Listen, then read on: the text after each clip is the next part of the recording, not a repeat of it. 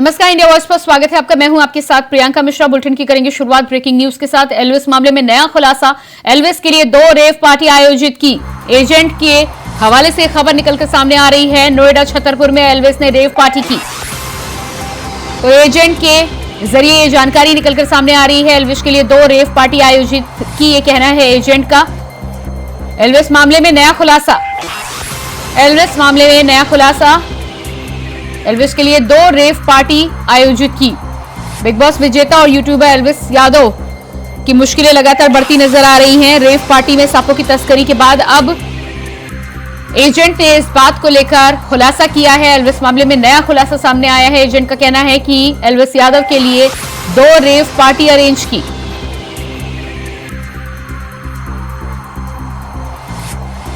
Elvis Yadav के लिए 2 rave party arrange की। एजेंट के हवाले से खबर निकलकर सामने आ रही है। छतरपुर में एल्विस ने रेव पार्टी की। तो आपको बता दें कि एल्विस यादव को लेकर जब से ये मामला निकलकर सामने आया है, तब से लगातार एल्विस यादव की मुश्किलें थमने का नाम नहीं ले रही। पहले आरोप लगे थे और इसके बाद एल्विस यादव का एक बयान यूट्यूब के माध्यम से सामने आया था, जिसमें अपने ऊपर लगे सभी आरोपों को एल्विस यादव ने बेबुनियाद बताए थे। लेकिन राजस्थान पुलिस ने एल्विस यादव को पकड़ा है राजस्थान में, जिसके बाद आगे की कार्रवाई हुई है। हालांकि इस पूरे मामले में एल्विस लगातार अपने ऊपर लगे आरोपों को सिरे से नकार रहे हैं। लेकिन जिस तरह से खुलासे हो रहे हैं, पहले सांपों की तस्करी और अब एजेंट के द्वारा रेव पार्टी को लेकर नया खुलासा सामने आया। इसी खबर पर हमारे साथ नितिन चौधरी फोन लाइन पर जुड़ चुके हैं। जी नितिन, जिस तरह से खबरें सामने आ रही हैं एल्विस यादव मामले में, अब एजेंट ने इस बात को कबूला है कि 2 रेव पार्टी एल्विस यादव के लिए अरेंज की गई थी।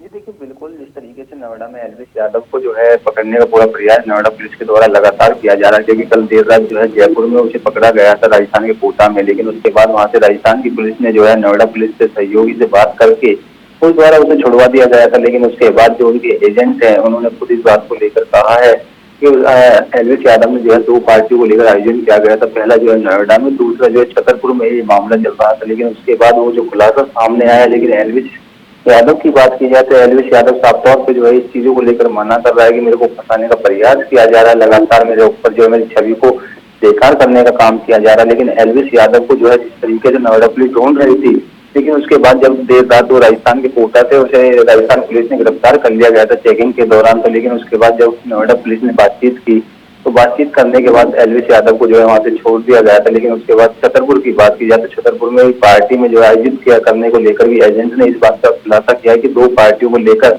आयोजन यहाँ पर कराया जा रहा था। लेकिन उसके बाद भी लगातार एल्विस यादव को अब देखना होगा कि जिस तरीके से वो अपनी वीडियो जो है सोशल मीडिया पर वायरल कर रहा है कि मेरे ऊपर जो है पूरी तरीके से मेरी छवि को खराब करने का प्रयास किया जा रहा है और नोएडा पुलिस से मैं पूरा सहयोग करूंगा, जांच कराने के लिए मैं सहयोगी पूरी तरीके से दूंगा। लेकिन उसके बाद भी बात की जाए जी नितिन, इस जानकारी के लिए बहुत बहुत शुक्रिया आपका। और इसके बाद बात करेंगे अगली खबर की। अगर आप देश की राजधानी दिल्ली में रहते हैं तो सावधान हो जाइए, वरना आपकी जान पर बना सकती है। दरअसल दिल्ली की आबोहवा जहरीली हो गई है। आलम यह है कि AQI का स्तर रविवार रात 999 के पास दर्ज किया गया, जो WHO के मापदंड के अनुसार 200 गुना अधिक है। देखिए हमारी खास रिपोर्ट। सावधान सावधान सावधान, दिल्ली में रहते हैं तो हो जाइए सावधान, वरना लापरवाही आपकी जान पर बन सकती है। दरअसल दिल्ली की आबोहवा अब कोबरा के जहर से भी ज्यादा खतरनाक बन गई है। राष्ट्रीय राजधानी दिल्ली और आसपास के कई इलाकों में हवा की गुणवत्ता रविवार की सुबह गंभीर श्रेणी में बनी रही। यहाँ शहर में घना जहरीला धुआं छाया रहा, जिससे दृश्यता काफी कम हो गई। केंद्रीय प्रदूषण नियंत्रण बोर्ड के मुताबिक दिल्ली में इस हफ्ते लगातार चौथे दिन AQI गंभीर श्रेणी में दर्ज किया गया, जिससे दिल्ली और NCR के इलाकों में रहने वाले दमा और सांस के मरीजों की टेंशन बढ़ गई है। वहीं लोगों को आंखों में जलन, सांस लेने में दिक्कत, गले में खराश की समस्या महसूस हो रही है। दिवाली से पहले ही दिल्ली में प्रदूषण बेहद खतरनाक स्तर पर पहुंच गया है। हालात ये है कि दिल्ली के अशोक विहार इलाके में रात करीब 1 बजे AQI 999 दर्ज किया गया, बाकी इलाकों में भी प्रदूषण से हालात बदतर हो रहे हैं। लोधी रोड की बात करें या फिर एम्स की, इंडिया गेट हो या फिर कुतुब मीनार एरिया, इसके अलावा लाल किला का इलाका ही क्यों न हो, हर जगह जहर बन चुकी दिल्ली की आबो हवा ने लोगों की मुश्किलें बढ़ा दी है, जिससे लोगों को काफी परेशानियों का सामना करना पड़ रहा है। पोल्यूशन की स्थिति ये है कि गले में तो लगी रहा कि सबको खराब है और आंखों में लगातार जलन हो रही है, पूरे दिन में जलन हो रही है। तो लग रहा है कि हाँ भी अंदर कुछ लंग्स के अंदर भी इसका इन्फेक्शन हो रहा है, क्योंकि बहुत लोग बीमार हो रहे हैं। इससे महसूस हो रहा है जैसे आप तो काफी टाइम से आ रहे हैं। 4-5 दिन से ज्यादा हो गया, बहुत ज्यादा हो रहा है सबको, और यहाँ पार्क में घुसते ही जो है वो आंखों में दर्द होना शुरू हो जाता है। पोल्यूशन की स्थिति बहुत खराब है, सांस लेना भी बड़ा मुश्किल हो रहा है।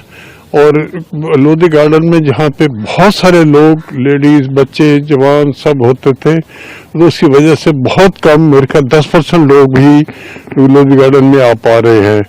बिल्कुल सांस लेना भी बड़ा मुश्किल है। हम लोग इस उम्र में अपनी एक आदत है, सुबह का नियम है, हम आ जाते हैं, परंतु पॉल्यूशन की बहुत खराब स्थिति है। ये मेरी प्रैक्टिकल सोच है। हम लोधी गार्डन पिछले 20 साल से आ रहे हैं, इस साल सबसे ज्यादा पॉल्यूशन है। वहीं नोएडा की बात करें तो नोएडा में प्रदूषण पर नकेल कसने के लिए प्रशासन ने भी कमर कस ली है। नोएडा प्राधिकरण की तरफ से इस दिशा में कठोर कदम उठाए जा रहे हैं। वायु प्रदूषण पर नोएडा प्राधिकरण के सीईओ लोकेश एम ने बताया कि पिछले 15 दिनों से हमने सड़कों से धूल कण साफ करने के निर्देश दिए हैं। एयर गन और वाटर स्प्रिंकलर लगातार चल रहे हैं। निर्माण कार्यों को भी रोक दिया गया है। निर्माण कार्य में निकले मलबे को ढक दिया गया है। ग्रैब के नियमों का पालन किया जा रहा है। जहां जहां नियमों के उल्लंघन हुए हैं, वहां अभी तक 48 लाख के चालान काटे गए हैं। पिछले 15 दिन से जो रोड में जितने भी डस्ट और सिल्ट है, इसको स्वीपिंग के लिए हम लोगों ने बहुत मेगा रैली शुरू कर दिया। तो मेन आर्टीरियल रोड, सब आर्टीरियल रोड और जितने भी रोड से हम लोगों ने टाइम शेड्यूल भी फिक्स कर दिया, और हमारे जितने भी सीनियर मैनेजर्स हैं उनको भी हम लोगों ने एक टाइम चार्ट दे दिया कि ये सारा चीज़ क्लीन होना चाहिए। और हमारा अथॉरिटी में जितने भी हमारा एयर गन्स है और वाटर स्प्रिंकलर्स है वो भी लगातार चल रहे हैं। सेकेंडली जो भी कंस्ट्रक्शन एक्टिविटीज चल रहे हैं उनको भी हम लोगों ने नोटिस दे दिया, और कंस्ट्रक्शन एक्टिविटी हम लोगों ने रोक दिया। और कंस्ट्रक्शन जहाँ चल रहे उनका जो भी मटेरियल्स पड़ा हुआ है रोड में, सारा उसको हम लोगों ने कवर कर दिया।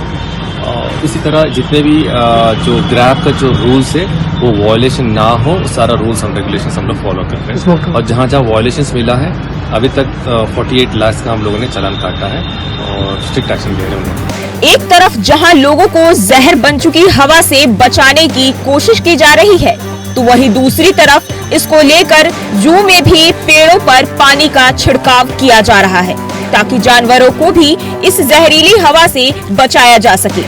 हालांकि जून में अधिक पेड़ पौधे होने के कारण वहां के हालात दूसरे जगहों के मुकाबले बेहतर बने हुए हैं।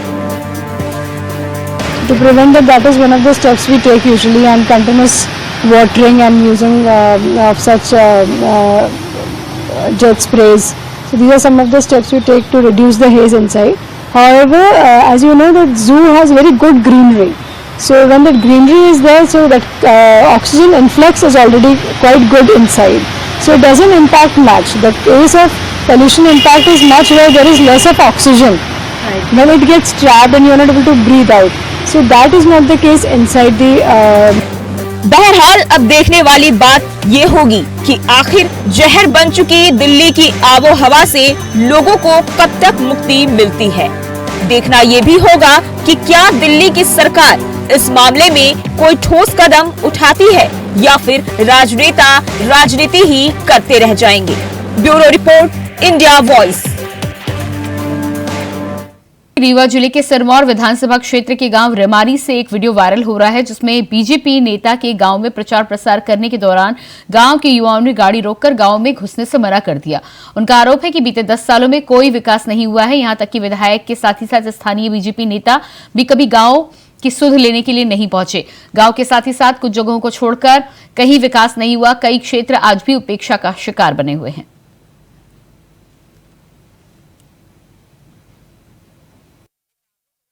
आगे जवाब दे तू चला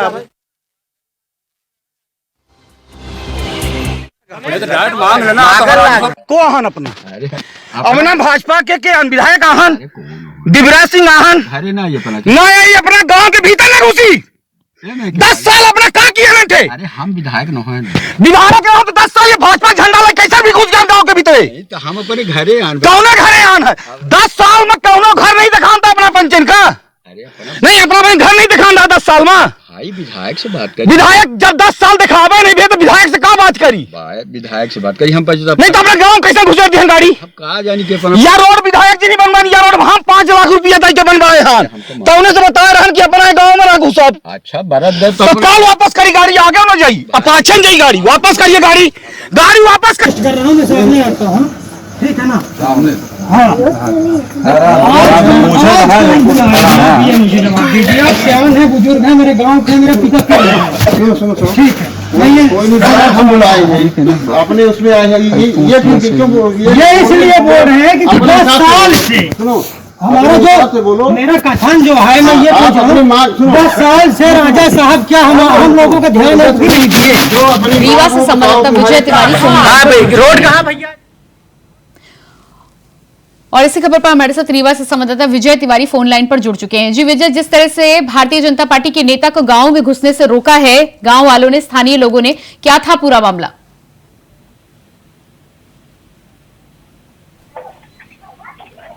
जी विजय, क्या मेरी आवाज आप तक पहुंच पा रही है? शायद संपर्क हमारा नहीं हो पा रहा। आपको बता दें कि बीजेपी नेता को गांव में घुसने से गांव वालों ने रोका है। गांव वालों का साफ कहना था कि 10 साल में पूरी तरह से गांव की उपेक्षा की गई है। भारतीय जनता पार्टी के नेता से लेकर विधायक तक कोई भी गांव में और गांव वालों की सुध लेने के लिए नहीं पहुंचे। ऐसे में चुनावी दौर में जिस तरह से लगातार अब कसरत चल रही है, गांव वालों ने गांव में घुसने से बीजेपी नेता को साफ मना कर दिया।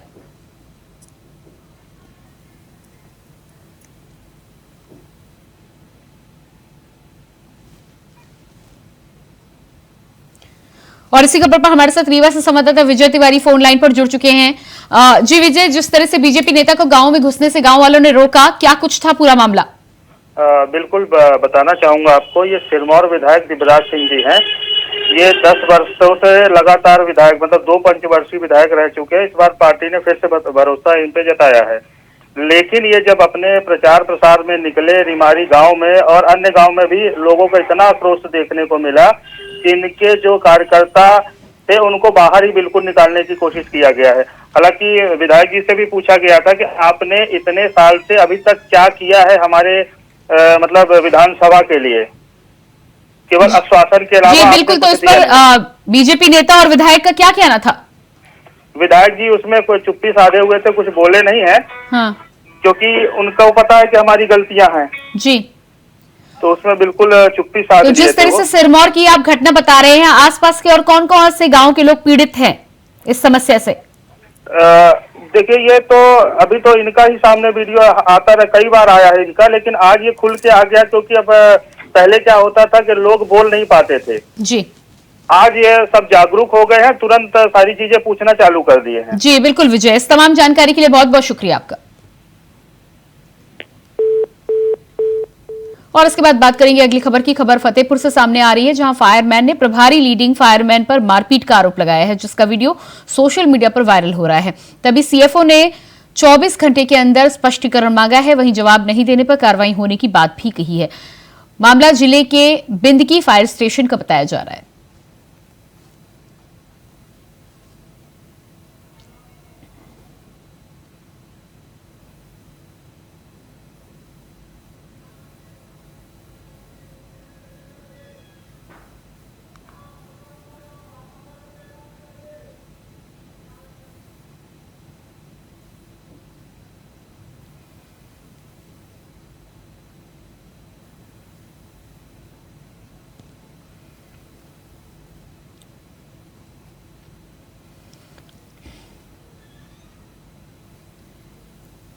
और इसी बीच आइए आपको सीधे लिए चलते हैं छत्तीसगढ़, जहां सुकमा के कोटा में सीएम योगी आदित्यनाथ की जनसभा चल रही है। क्या कह रहे हैं आप भी सुनिए।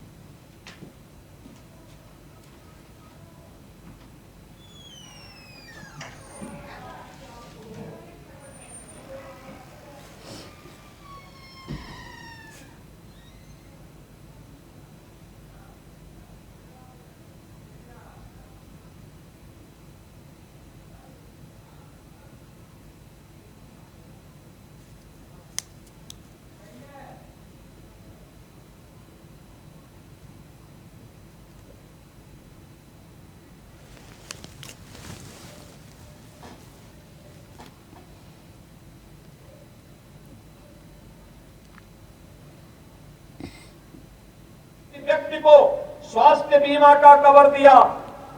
और यही नहीं, हर घर नल की योजना हो या गरीब के घर में उज्ज्वला योजना की रसोई गैस का फ्री में सिलेंडर उपलब्ध करवाने का कार्य ये प्रधानमंत्री मोदी जी करा रहे हैं। और कल तो तो आप छत्तीसगढ़ से सुन पा रहे थे उत्तर प्रदेश के मुख्यमंत्री योगी आदित्यनाथ को। और इसके बाद बात करेंगे अगली खबर की। जल जीवन मिशन का लाभ अब प्रदेश के हर व्यक्ति तक पहुंच रहा है, जिससे हर कोई खुश है और योगी सरकार का आभार जता रहा है। हम आपको बस्ती के रानीपुर गांव लेकर चलते हैं, जहां लोग योजना का लाभ पाकर खुशी से झूम रहे हैं। देखिए खास रिपोर्ट। जल ही जीवन है और जल है तो ही कल है, और इस वाक्य के महत्व को प्रधानमंत्री नरेंद्र मोदी बखूबी जानते हैं। लिहाजा देश की हर एक जनता तक शुद्ध पेयजल पहुंचाने के लिए पीएम मोदी ने जल जीवन मिशन का आगाज किया था, और इस योजना के तहत यूपी में तेजी से काम हो रहा है। सीएम योगी आदित्यनाथ सरकार की तत्परता के कारण इस योजना का लाभ धरातल पर तेजी से देखने को मिल रहा है। बस्ती जिले में भी लोगों को योजना का लाभ मिल रहा है। योजना के तहत बस्ती जिले में कुल 3,57,100 घरों तक पेयजल पहुंचना है, जिसमें से 2,44,446 घरों तक पेयजल पहुंचा दिया गया है। यानी जिले में 68.45% काम पूरा हो चुका है। योजना का लाभ मिलने से लोगों के चेहरों पर मुस्कान है। बस्ती जिले के रानीपुर गांव के लोग योजना का लाभ मिलने से गदगद हैं। सुबह और शाम दोनों टाइम पानी दिया जा रहा है। सरकार बहुत अच्छी मानना चाहिए, सरकार को बहुत अच्छा मानते हैं। तो पानी पहुंच रहा है। ये नल योजना से अच्छा इसका पानी भी है। पानी तो बढ़िया है, बतावा। हाँ, अच्छा वाला पानी है ये। पिए में मन का नल का पानी नहीं, चाय वो बनाए में दूध नहीं फाटा। हमारे भाजपा सरकार की बहुत बड़ी उपलब्धि है। हर घर नल से जो जल पहुंचाया जा रहा है इस योजना से। पूर्व में नल के लिए बड़ी मारामारी रहती थी। हर आदमी, हर किसान, हर गृहस्थ चाहता था कि उसके घर पे नल लगे। सीएम योगी की लगनशीलता और कर्मठता के कारण ही प्रदेश के निचले पायदान तक योजना का लाभ पहुंच रहा है, और लोगों को घरों पर शुद्ध पेयजल मिल रहा है, जिससे लोग योगी सरकार का कोटि कोटि आभार जता रहे हैं। और इसी के साथ फिलहाल इस बुलेटिन में इतना ही। खबरों का सिलसिला जारी रहेगा। नमस्कार।